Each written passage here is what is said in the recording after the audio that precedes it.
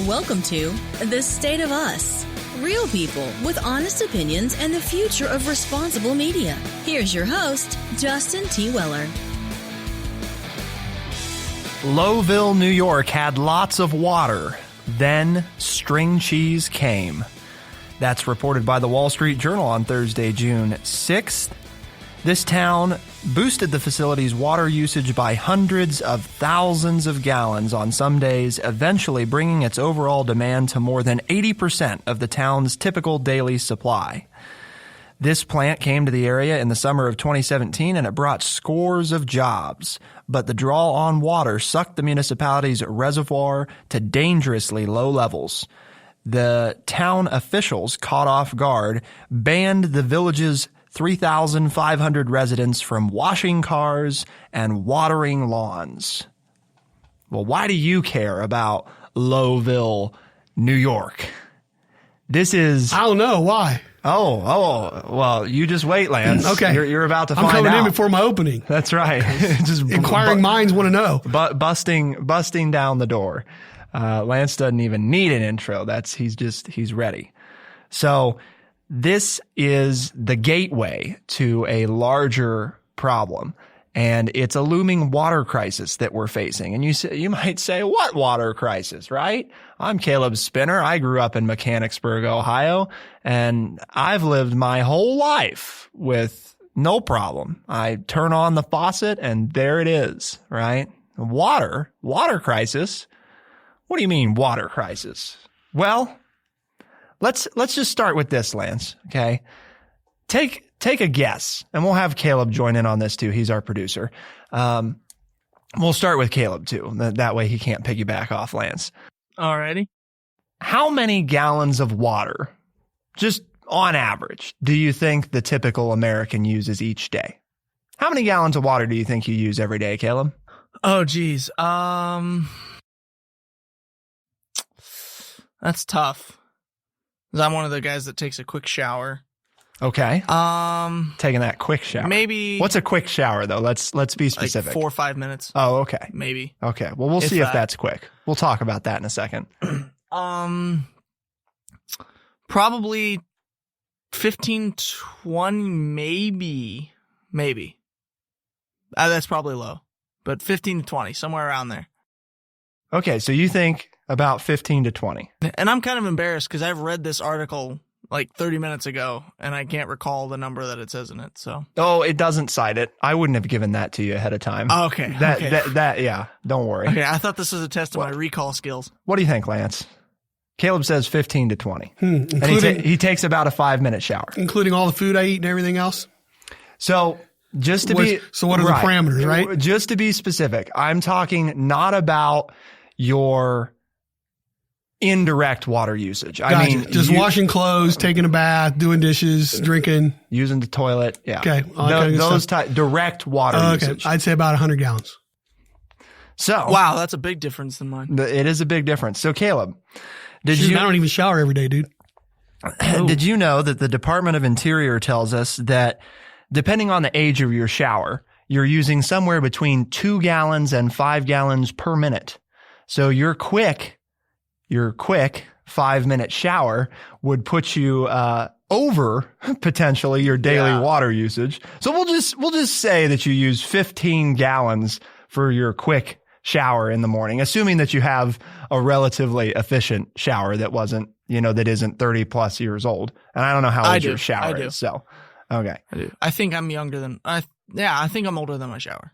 I think. I don't know if I'm older than my shower. When was your shower's last birthday? I have no idea. All I know is they haven't brought a cake to a party yet. So, okay. Or at least one that I know of.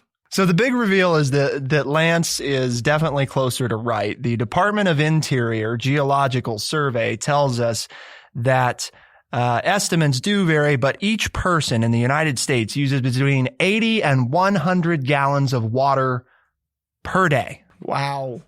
80 to 100 gallons. Just to put that in context, because that probably sounds like a lot in comparison to Caleb's 15 to 20 gallons. That he uses for his shower. The UN, the United Nations, tells us that... What's it tell us? Way to be prepared there, Mr. Producer. Better go blue. Yeah. Come on, host. This is a blue. This isn't the producer. This is a blue segment. That's right. I was going to say, what are we yelling at the producer for? I'm It's just normal. sitting in my cozy box over here. So according to the United Nations, water use has grown at more than twice the rate of population increase in the last century. By 2025, an estimated 1.8 billion people will live in areas plagued by water scarcity, with 2/3 of the world's population living in water-stressed regions as a result of use, growth, and climate change. The UN also tells us that a person needs about 13.5 gallons of water per day in order to prepare meals and have enough for personal hygiene. So that means that Caleb, with his quick shower, is exceeding what the United Nations says a human being needs to live for the whole day. So you've taken your shower and now you have nothing left to drink, Caleb.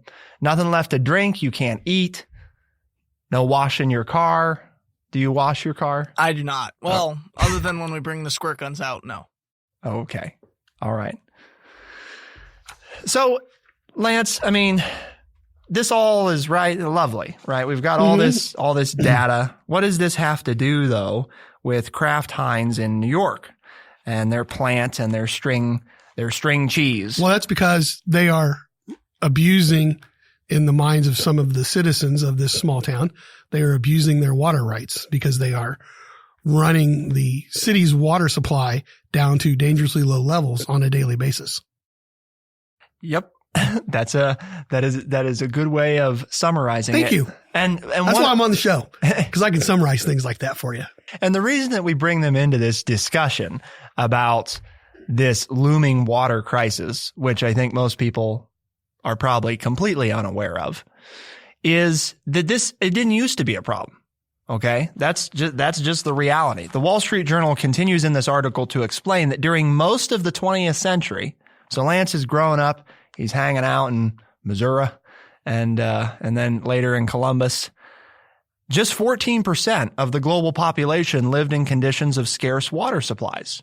So, not too bad. I mean, not great, right? Obviously, we don't want anybody to live in that situation, but you chalk that up to the crazy people living in the desert, right? And the ones who were born in desert regions who didn't have any choice in the matter. So yeah, 14%, no big deal. That's, by the way, what does it mean, scarce water supplies? They're broadly defining that as insufficient water to provide for a human needs. And that goes back to our United Nations data. So that's where that definition comes into play. However, by contrast, so most of the 20th century, just 14% of the global population. Today, though, Lance, that has leapt to nearly 60% of the world's people. Mm-hmm. A result of surging population growth and dwindling supplies of fresh water. More than half of the world's cities regularly experience water shortages, according to U.S. environmental nonprofit, the Nature Conservancy. Climate change, too, can heighten water scarcity as rising temperatures dry up available resources. Alternatively, it can increase rainfall and flooding. But part of the problem is that more and more people are moving to these so-called cities. Yes. So, I mean, that was in the April 2019 National Geographic when they're talking about how to revamp cities. We haven't revamped cities in, 125 years. And so, the cities of the future may look a whole lot different since more and more people are moving to cities around the world, not just in the United States, but around the world. So, good luck, all you people going to the cities. I'm not going there. I'm staying here.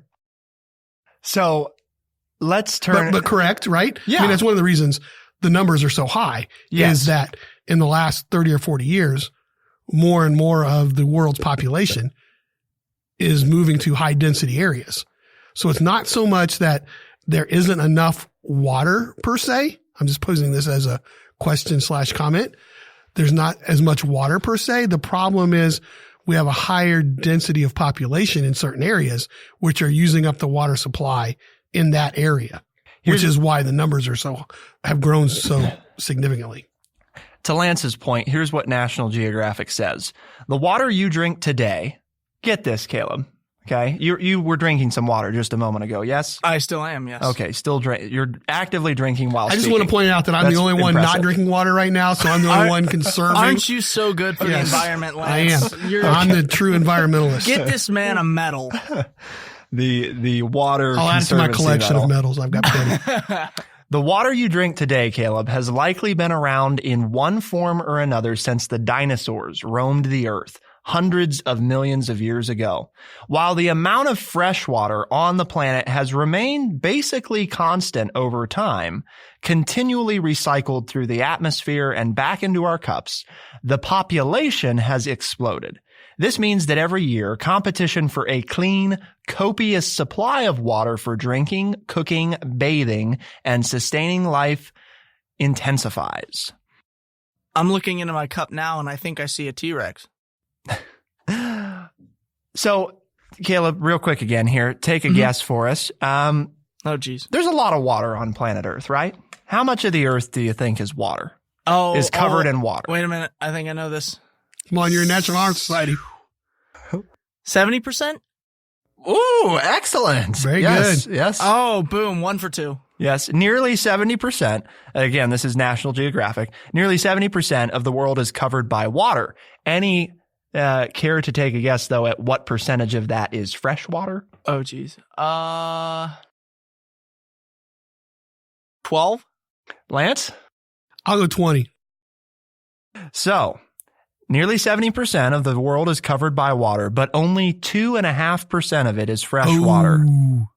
I knew there was a 2 there. Even then, 2.5% is fresh water. Just about 1% of fresh water is actually accessible, with much of it actually trapped in glaciers and snowfields. In essence, only about 0.007% of the planet's water is actually available to fuel and feed the 6.8 billion people living here. And of course, it's more than that now. So again, putting in context, because people say, what water crisis, right? Well, you can't just go drink the ocean. Well, you can, but that would be a bad idea because that would dehydrate you, wouldn't it, Lance? And you would die. So don't do that. You need some is it salination? How you say that? Yeah, I think it's called salination. Okay. Salination. I've always lived in the Midwest, so I don't worry about it. But we don't have a lot of salination going on. No, we here. don't have a lot of salt in our water. Okay. So got a lot of other microbes, but we don't have a lot of salt. The reason that I'm sharing a lot of these facts, and we got one more, is I'm trying to make sure that we understand not only the global scale of the problem, but also bringing it home to there's an economic and a real world impact. Lance hinted at before in the beginning of the program, right? When I asked him, what do you think your daily water usage is? He wanted to clarify. Do you mean the water that I'm directly using, or are we also counting all the water that I'm indirectly using? Caleb, do you enjoy, from time to time, probably not a glass of wine. We won't use that as an example. Yeah, I don't think that's legal. You enjoy a hamburger every now and then, yes? Oh, Lance, you know that. Yep. Yeah, when we were at our Lincoln in Maine for your town hall, I had a giant hamburger.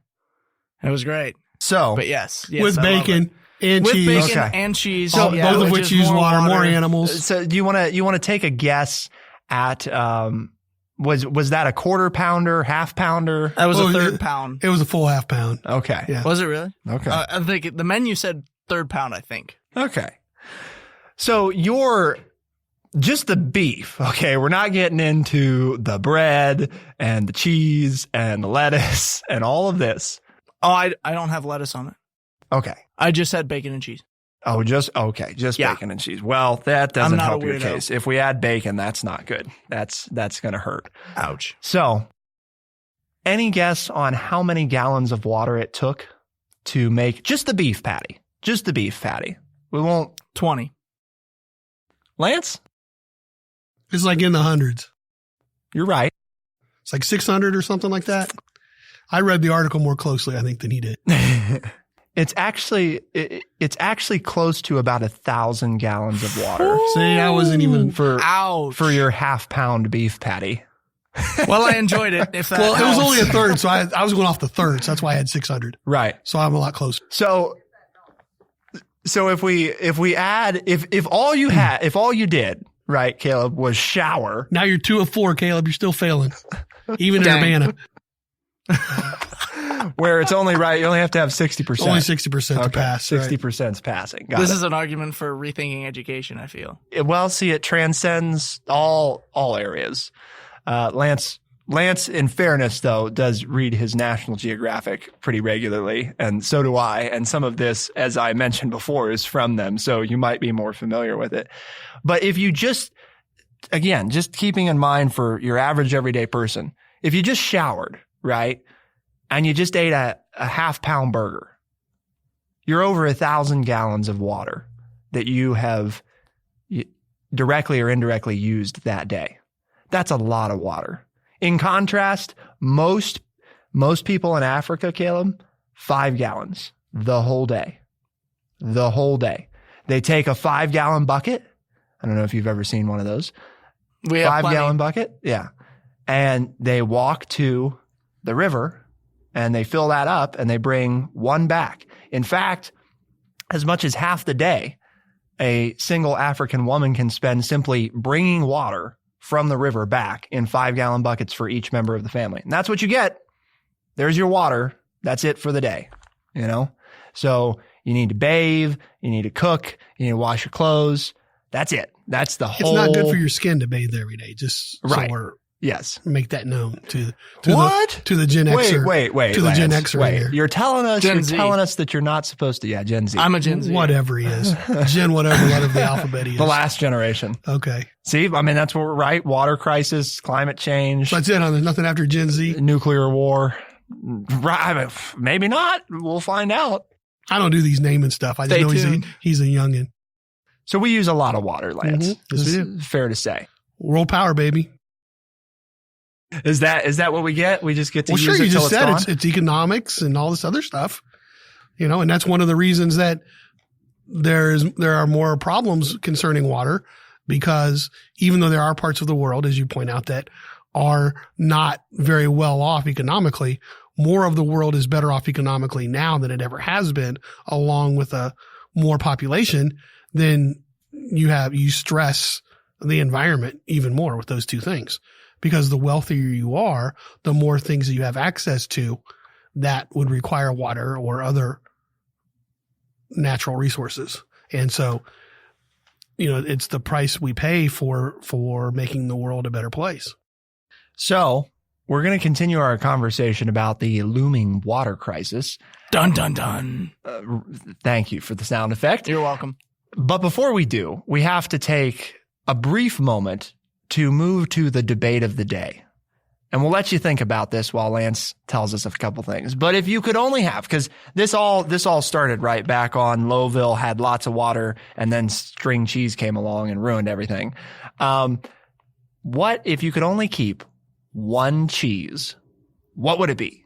One cheese for the rest of your life. What cheese would it be? Before we answer that, though, Lance, why are we talking about cheese and the looming water crisis? Well, because TrueChat's mission is to educate people by providing honest, open, and respectful conversations. All right. And today, I think this falls under the topic of nobody's talking about this. I shouldn't say nobody. There are great groups out there who are trying really hard to get people to say, you know, everybody's raising the alarm about climate change, but this whole water thing could kill us long before the climate's a problem if we don't pay attention. And that's the truth. I mean, obviously, people cannot go very long without water. And this is something that, as we've seen, for example, with a factory like this, it can happen overnight. If the water usage is too high and the reservoir is dry and it doesn't rain soon, that is what it is. You know, it's not, we cannot manufacture more water as it stands today. Now We'll we'll just keep melting the glaciers. Right. That's where global warming comes in. We just keep melting the glaciers. The problem there, though, is that most of that most of the water that melts from the polar ice caps goes into the ocean. We're going to catch it before it falls. Okay. Into the ocean. Yeah, we're going to go mine the ice. Yeah. Okay. No problem. Put it in coolers and bring it back. Yep. I think the water consumption that it would take to go get the ice would probably drastically would be in the negative there. Right. Okay. I think so. I don't know. I bet somebody's done that. Sounds like a Donald Trump idea to me. Yeah. Yeah. I mean, that's why I thought of it. Global warming's happening. I was thinking like the president. Before we continue, we do need to take a brief break to hear from one of our sponsors. Welcome back. So you can only keep one cheese, Lance, for the rest of your life. One cheese. What would it be? Habanero cheese. Habanero cheese. There's a local dairy here in Champaign County who makes it. It's very, very good. Do you mind telling us which one that is? Ayers Dairy Farm. Okay. And you go there and buy the habanero cheese? Mm-hmm. Okay. I mean, occasionally. Okay. I don't keep it on hand, but I mean, if I'm going to have one, it'd probably be bad if you kept it on hand. Yeah. Well, it's a whole lot better than pepper jack. Okay. Pepper jack's always in the house, but the habanero cheese that they make is ideal. So pepper jack's on demand. But if you were going to be forced to keep just one cheese, it would be the habanero cheese from Ayers Dairy Farm. Ayers Dairy Farm. Maybe we'll have them. Do you think we could have them bring in some samples for the show? Oh, probably. That would be fun. Okay, Caleb, your turn. They make ice cream too. It's really good. American cheese. Wow. Just because I Googled what typically goes on a hamburger or on a cheeseburger, and we picked American. I should have guessed. Yes. I should have guessed. Talking about the nationalism coming through. Yeah, there it is. The American cheese. American cheese. See, I probably would have guessed pepper jack for Lance, like if I had taken a minute to think about it. But I really wasn't even, American was not even in my lineup. I mean, I'll eat American cheese, right? It's not that I'm down on American cheese. I mean, the real American cheese, or if you buy American cheese, it's not even, it's like only 30% cheese. Right. That's 70% byproducts. It's not actually cheese. Chemicals. Yeah. But it melts well. This is a tough one. I really love cheese. All cheeses, pretty much. I have not run into many cheeses that I dislike. I'm not a huge fan of goat cheese. I will eat it. Not a huge fan, though. It's a little tangy. Yeah. Also not a giant fan of blue cheese, because it just, to me, allergic to it. Seems like cheese that's gone bad. Yep. But it's moldy. Doesn't do my sinuses any good at all. Yeah. It's coming down to me between aged white cheddar or fresh mozzarella. What age? Aged mozzarella, or you mean the aged white cheddar? Yeah. I think to qualify. I mean, how old does it be? I mean, are you legal with your white cheddar, or are you? I think the technical requirement for it to be considered aged is that it has to have aged for at least, I think it's 6 or 8 months. It's somewhere in that range. Okay, all right. Yeah, so not. Yeah. What is that in human years? It's pretty old. Probably. Okay, is it? Okay. I would think. They talk about dog years. I wonder what's cheese years. I don't know. What's 6 to 8 months in the cheese lifetime? That's got to be like at least midlife, right? I mean, I don't know. It doesn't last that long in my refrigerator. Right. If I've got cheese there, it's gone. It doesn't last very long.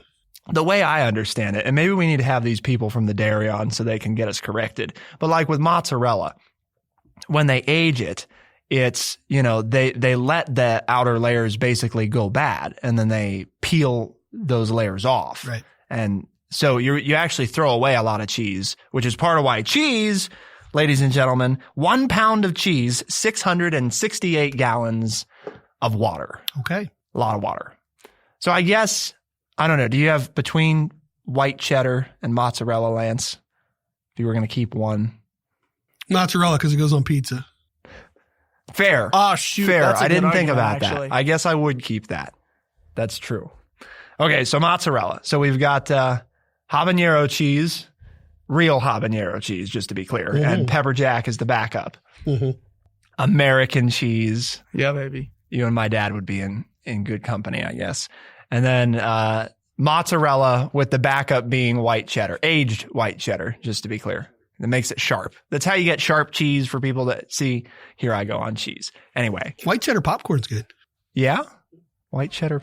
That doesn't mean it's not good. That's right. Most of the things that are good. What does that have to do with anything? It's What kind does of that have to do with anything? a little Jeez. bit, but I get sick with it. so Typical I Gen kind of Z associated response. it I don't with feel that. good, so it's bad. It offends me. It offends. it offends your dietary tract. I think is My what stomach happened. is triggered. Okay. All right. So going back to the looming water crisis, we're going to talk about, how long do we have? I mean, really, is this really a crisis, or is Justin just doing what he does and raising the alarm bells? Well, we'll go back to this here real quick. By 2025, an estimated 1.8 billion people, so what, an eighth of the world's, almost 2/8 of the world's population? What's the world population? 8 billion? Mr. Producer, can we check that? Yes. For sure. We had this the other day on an episode where 1.8 would be 25% would be 7.2 billion. So if it's 7.2 billion, that is 25%. Okay. So by 2025, an estimated 1.8 billion will live in areas plagued by water scarcity. 2/3 of the world's population will live in water-stressed regions as a result of continued use, growth, and climate change. Do we have the world's population yet? We have a clock that shows births and everything. Okay, about 7.7 billion right now. There you have it, Lance. About 7.7 billion. So you're close with the 25%. Okay. Approximately 25% of the world's population will live in areas plagued by water scarcity, with another 66% of the world's population living in water-stressed regions. That means Lance will probably live to see that day. I don't count on it. Well, he's always down on his health and his longevity, but we have faith. Okay. Maybe 2025 rolls around and you keel over right in the studio. Just on a broadcast. In the middle of the show. If I'm still doing that would mean you're still here in 2025 too. So that might prove problematic. Could do the Skype show like I used to. So Lance, what do we do? I mean, we're trying to tell people about this, right? But I mean, let's be honest. Caleb, I've given you all this data. It sounds pretty bad, right? Yes. It sounds pretty bad. Okay. Are you going to take a shorter shower now? Are you going to quit eating hamburgers? Honestly, probably not. Okay. But why? I've told you there's a problem, right? I've told you and I'm not on you. I mean this genuinely, because this is something we face on this show before. Why? I guess it's just been my way of life for so long. So if I told you that death is coming in 2030 unless you stop eating hamburgers today, how old are you right now? I'm 17. Okay. So, and we're in what, 2019? 19. So that sucks. So you won't make it to 30, but That you'll have your Bruce hamburgers. Springsteen glory days there. Well, then I can. Then I can change over to my second favorite of pizza. Yeah. Then we can change to pizza. No, my second cheese, favorite. dude. No, That's cheese. cheese and still has meat on it. You said I'm I sure. couldn't have my hamburgers. That's right. I can still have my pizza. No. You can't have that so I either. can't have anything with cheese. I'll die in 2030 Or if meat. I don't have cheese. You can't have most of this stuff the way it's currently being made. I don't know. I might. Because it's a tough ask, right? I mean, that's part of this problem. And I part of that is what I'm trying to hopefully communicate here is it sounds bad. And I'm sure that the people listening are more than smart enough to comprehend that this is a big problem. We die without water, and it isn't something that we just make more of. Now, granted, there's a lot of research underway currently on, I think it's desalination. If you could look that up, producer, Google desalination. I believe that's what Well, it's you called. want to salinate. No, I don't think you want to add salinate. salt. Right. That would, I think it's desalination, the process by which we can basically purify ocean water. Thanks to all the listeners who corrected us Yes. 10 minutes ago. Right. Yeah. They were all like, hey, no, that's not what it is. But I kept thinking about it. I'm like, I'm pretty sure if we salinated ocean Yeah, we got water, to D it. We got to D it first. Right? right. We got to D it. If we don't- desalinate it, then we can resalinate it. Desalination is a process that removes minerals from saline water, or more generally, a desalination may also refer to the removal of salts and minerals, as in soil desalination. Yeah. So desalination techniques, I guess, would probably be the proper way to phrase it. But that's putting all our eggs in one basket, right? I mean, right now, some modes of desalination actually use more water than they produce. So that's the science isn't good yet. Right. We're working on it, but we're not there. And I'm not sure, Lance, if that's really, is that really the answer? I mean, is the answer, well, we're running out of this resource, so we're just going to tap into this other one, which is also finite, mind you, because part of what we've established today is the amount of water on Earth doesn't really change much, right? Correct. It changes its form, but that doesn't mean we really go up or go down. There's only so much water. Mm-hmm. So is the bigger issue then a population problem? Yes. Okay. So what do we do about? I was wondering if you got to that. We're going to get to that point. So what do we do? The problem is not water. So what do we do? The problem is we Lance? have too many people living here. Okay. What do we do about that? It depends on who you are. Hey, Lance, in 2 minutes, solve the world's problem of overpopulation for us. Well, we haven't had a war in a long time, that would really wipe out human population. Well, no, I mean, honestly, you look at it, that's generally what happens because, and I'm being very real here. I'm not trying to be a smart aleck like most of you probably think already and are pounding on your dashboard and yelling and screaming at me. But the point being is once you start to battle over natural resources, there will be conflict. And then when you have conflict, people will die. And once you die, then the pressure on the natural resources goes down. That's what happens. That's, if you study world history, that's what has always happened. If somebody needs something and they're short of it, they go to where there is plenty of it and try to take over those people. Those people don't want to be taken over. And so they fight back. And when they fight back, then people on both sides no longer are with us. And then that decreases the population of the globe. And then all of a sudden the pressure for these natural resources goes down. I'm really not trying to be facetious or anything else. That's what's going to happen. There will start to be wars over water. The country, the haves versus the have-nots versus the haves. I mean, we've seen it with oil. We've seen it with lumber. We've seen it with sugar. Mm-hmm. We've seen it with, every whatever resource. The natural resource is, we've seen that throughout the history of the world. To wrap it up, we'll put it this way though. The cause I think that we all have to be optimistic. And I think people like the three of us have to really think about what is it that we can do, because maybe it isn't cutting beef out. Okay. Maybe it's like, well, that's not really going to make a difference in the grand scheme of things. And maybe it doesn't. If Caleb cuts that out, right? It's probably not going to make a big difference, but maybe it does. The other side of this, the important thing to keep in mind, and Lance kind of hinted at this before, it isn't that there's not enough water. It's that the way we use it is not sustainable. Particularly yours truly, the world leader, using it the most irresponsible of all. Now, granted, we only make up, I think we found 3% of the world's population. I mean, it's right. Very slim, very tiny margin. Mm-hmm. But when you use comparatively, right, 5 gallons to a person in Africa to our possibly 100 gallons, you cut our water use, and that does make a big difference. Mm-hmm. And it has to start somewhere. And I think that's where we've talked about on climate change before. Just because America isn't always the leading total contributor doesn't mean that we're not the leading contributor per capita.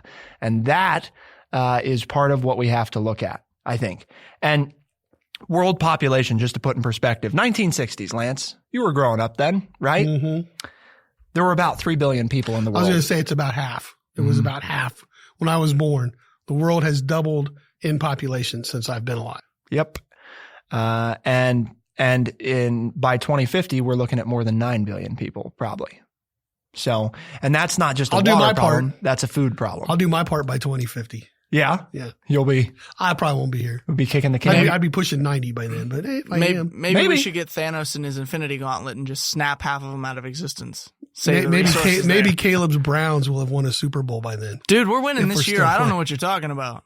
We're winning this year, Get to baby. 2050. This year and the next 7. Let us know your thoughts at TrueChat.org. What should we do about this? What should we do? We've all agreed it's a problem, right? It's a problem. It is a problem. What do we do? And Lance might live to see this one. We talk about climate change, right? And it's like all the old people are like, bah, I'm not. I know. Not all the old people. I shouldn't say that. See, there I go. I don't mean that. Okay. Just like we have Caleb, right? A young person here. You're going to die in 2030 if you don't doesn't change give a this rip. stuff. And it's like, who cares? You're going to eat that beef. I won't see 30, but oh well. So it can go all ways. And I don't think it is just an age thing by any means. But I do think that hopefully it drives home that most of us alive today are going to live to face this if we don't do something now. And there are things we can do. A lot of it exists. It's just a matter, again, of how we use it. Because again, the United Nations, right, says that we only need about 13.5 gallons of water. That's what a person needs to stay sanitary, to cook, and to drink in a day. That's what you need. Okay. You got people living on less than that, and you got Americans living on 5 times that. Got to get Caleb to give up his toilet paper too. That's right. Quit showering every day and give up his toilet paper, and it would really help the water crisis. That's a hard ask. Quit eating those burgers. Right. It's like, what did I say? 30 gallons of water for 1 roll of toilet paper. Yep. That's what it takes to make it. That doesn't talk about breaking it down. Disposing of it. Mm-hmm. Let us know at TrueChat.org. Lance, we challenge people to tune in. How can they do that? Spotify, Stitcher, Apple Podcast, and other places fine podcasts are found. Excellent. Please invite people to tune in.